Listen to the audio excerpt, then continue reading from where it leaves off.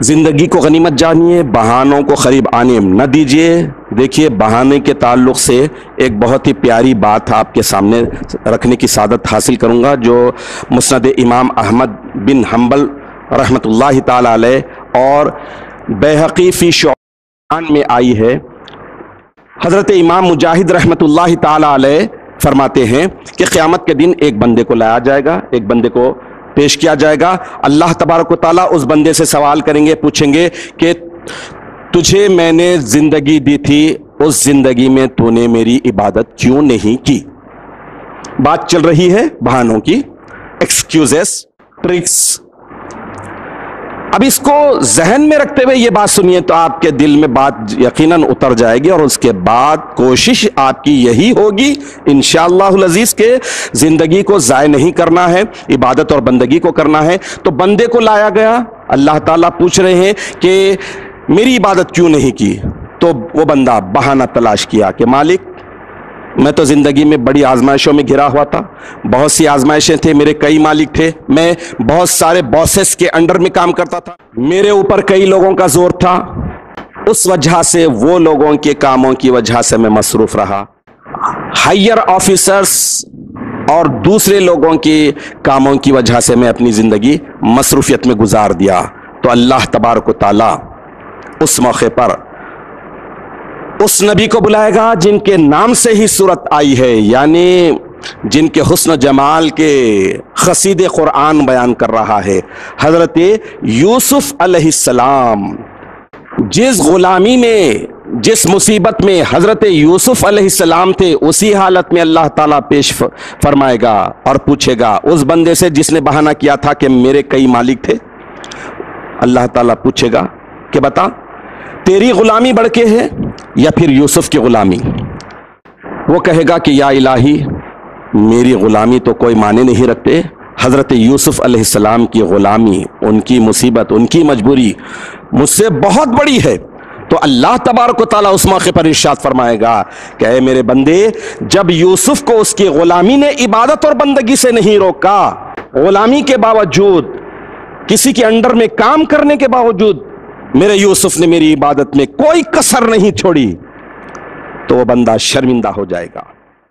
پھر اس کے بعد اللہ تبارک و تعالی ایک اور بندے کو لانے کا حکم دیتا ہے، جسے اللہ نے خوب مال و دولت عطا کی تھی، دنیا میں بڑا مالدار تھا، اسے اللہ تعالیٰ پیش کرنے کا حکم دیتے ہیں۔ وہ بندہ آتا ہے، اس کے بعد اللہ تبارک و تعالی اس مالدار بندے سے پوچھتے ہیں کہ میری عبادت اور بندگی تو نے زندگی میں کیوں نہیں کی؟ تو پھر بہانے، پھر ایکسکیوزز۔ وہ بندہ، وہ مالدار شخص اللہ سے بہانہ بنا کر کہتا ہے میرے مالک، میرے پاس مال و دولت اتنی زیادہ تھی کہ مال و دولت میں ایسے مصروف رہا کہ تیری عبادت اور بندگی کی طرف میرا رجحان ہی نہیں گیا، میں بندگی نہیں کر سکا، عبادت سے لاپرواہ رہا۔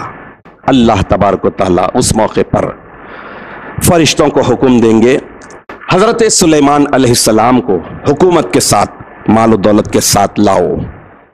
اللہ تعالیٰ کے حکم کی تعمیل میں حضرت سلیمان علیہ السلام حکومت کے ساتھ، دولت کے ساتھ، ثروت کے ساتھ پیش ہوں گے۔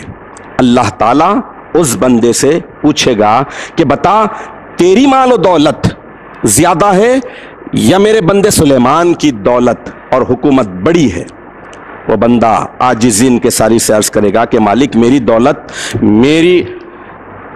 میرے مال و دولت کا شمار ہی کیا سلیمان کی مال و دولت کے مقابلے میں۔ تو اللہ تبارک و تعالیٰ اس بندے سے جس نے بہانہ کیا، زندگی کو بندگی سے نہیں گزارا، اس بندے سے اللہ تعالیٰ ارشاد فرماتا ہے کہ پھر بتا میرے بندے، جب سلیمان کو تجھ سے کئی گنا زیادہ مال و دولت دی گئی تھی، حکومت دی گئی تھی، اس حکومت کے باوجود، اس مال و دولت کے باوجود، اس ثروت، اس مالداری کے باوجود، سلیمان نے عبادت میں کوئی کوتاہی نہیں کی، کوئی کمی نہیں کی، اپنی پوری زندگی عبادت میں گزار دی۔ پھر اس کے بعد اللہ تعالیٰ ایک اور ایسے بندے کو پیش کرنے کا حکم دیتے ہیں جو مریض ہے، بیمار ہے، پیشنٹ ہے۔ اللہ تعالیٰ کے حکم پر مریض پیش کیا جاتا ہے۔ اللہ تعالیٰ اس مریض سے، پیشنٹ سے سوال کرتے ہیں کہ اے میرے بندے بتا، تو نے اپنی زندگی میں میری عبادت بندگی کیوں نہیں کی؟ وہ مریض، وہ پیشنٹ اللہ تعالیٰ سے عذر ہیلے کے طور پر کہے گا کہ مالک مرض زیادہ تھا، بیماری بڑی تھی، بیماریوں نے مجھے الجھا کر رکھ دیا، عبادت اور بندگی کی طرف میں مائل ہی نہیں ہوا، بیماریوں میں الجھ کر رہ گیا۔